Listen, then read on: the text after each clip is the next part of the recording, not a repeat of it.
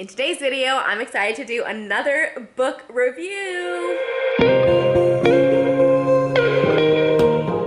Hey guys, my name is Lisa and my husband Peter and I are foster parents and we make weekly videos about foster care, so make sure to subscribe if you are not already.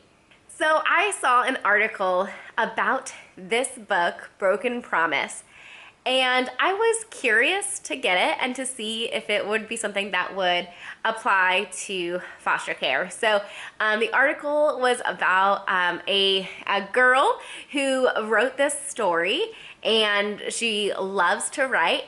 And at first when she wrote this book, her mom was like, well, don't you want to do a book about something, happy?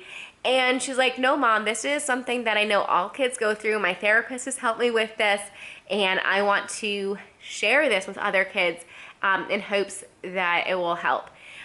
With our kiddos in foster care, it is very possible that they have had many broken promises to them. Maybe someone's promised that they'll be visit, that they'll see them for their birthday, they will be back home for Christmas, that they will be back home with their parents soon, and then those things don't happen. And we saw firsthand how difficult it was when something was expected and then it didn't happen, and how do kids bounce back from that. And so I do recommend this book. I'll go ahead and read it for you so you can have a good idea, but I do think it's a great book. I got it on Amazon. I'll leave the link in the description below. But I do think it's important for kids in care to learn how to handle their emotions when they are promised something and it doesn't happen.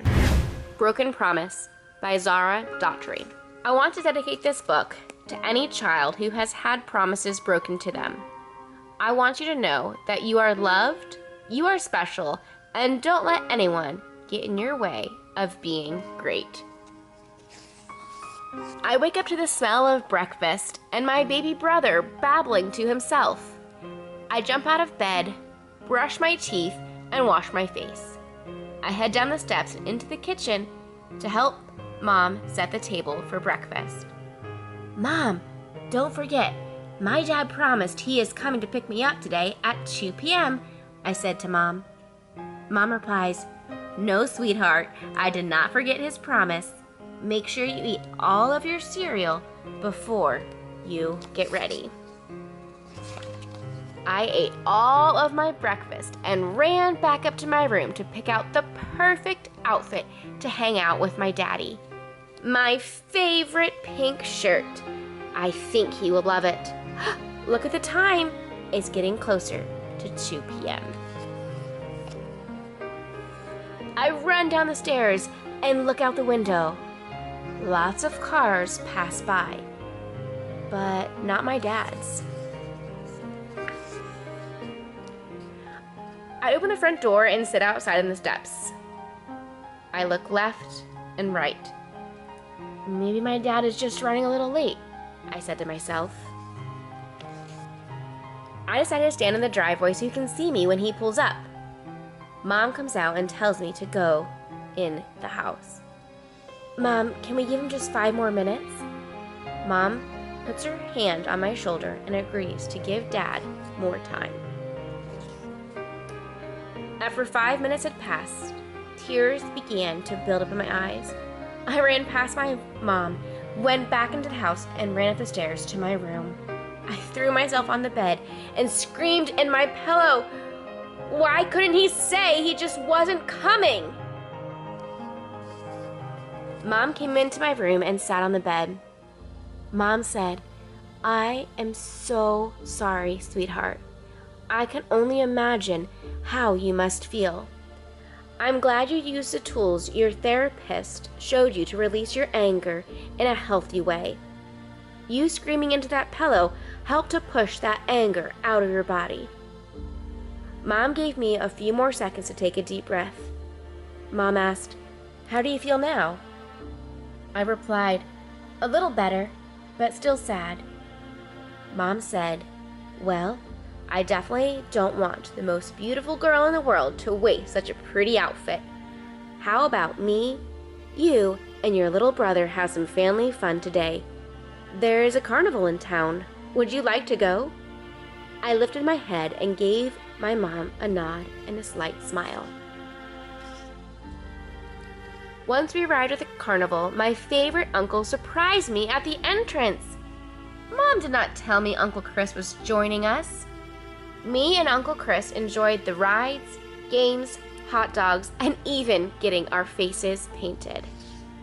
When I got off the last ride, my papa was standing by the exit gate waiting for me. I gave him the biggest hug and showed him the stuffy I won while playing games with Uncle Chris. My papa walked me over to get a yummy funnel cake and a colorful snow cone. I even convinced my mom to go down the super slide. She said the slide seemed as tall as the St. Louis Arch. It took us forever to get up the steps of the slide. Once we got to the top, we both sat on our empty potato sacks and enjoyed the wavy ride down.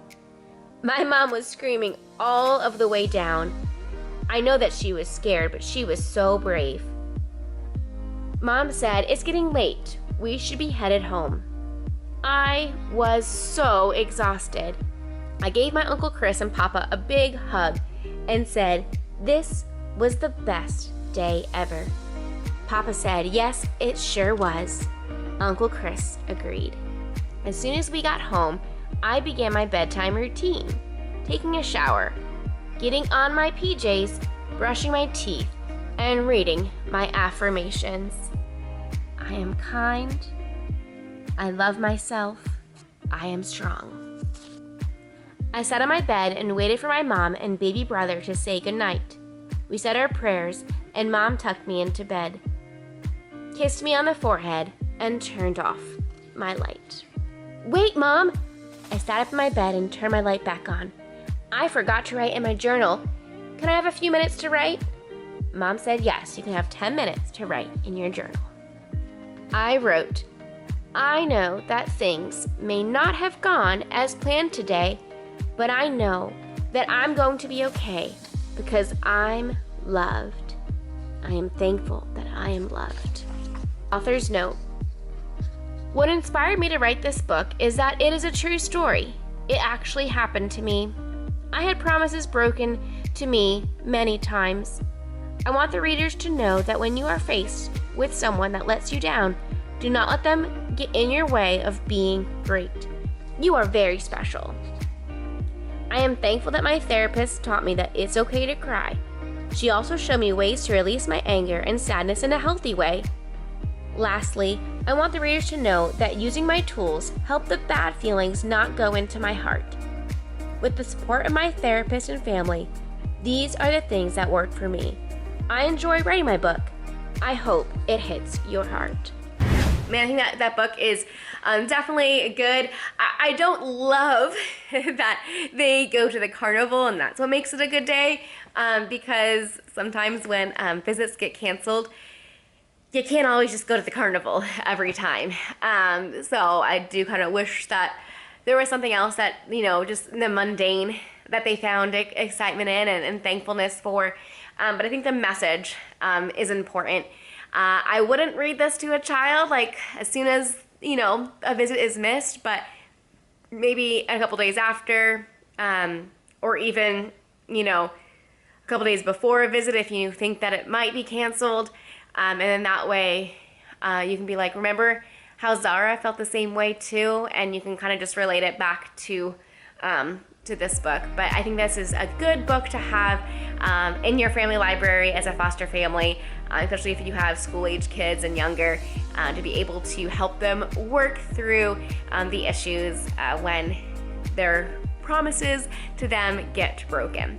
So thanks so much for watching. Make sure to subscribe if you are not already, and we'll see you in the next video. Bye, guys.